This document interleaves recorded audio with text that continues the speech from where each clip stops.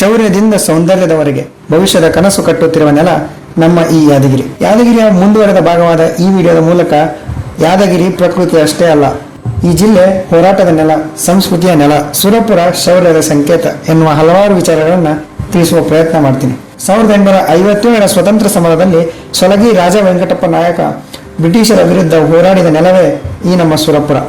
ಆದರೆ ಇದಕ್ಕಿಂತ ಹಳೆ ಕಥೆ ಏನಪ್ಪಾ ಅಂದ್ರ 1707ರಲ್ಲಿ ಪಿತಾಂಬರಿ ಭಾರಿಪಿಡ್ಡ ನಾಯಕ ಸುರಪುರವನ್ನು ತಮ್ಮ ರಾಜಧಾನಿಯಾಗಿ ಕಟ್ಟಿಸಿದರು. ಈ ಒಂದು ಭಾಗದ Core Greens Sugar and Fuels ಎಂಬ ದೊಡ್ಡ ಕೈಗಾರಿಕೆ ಸಕ್ಕರೆ, ಜೈವಿಕ ರಸಗೊಬ್ಬರ, ವಿದ್ಯುತ್ ಎಲ್ಲವನ್ನು ತಯಾರಿಸುತ್ತದೆ.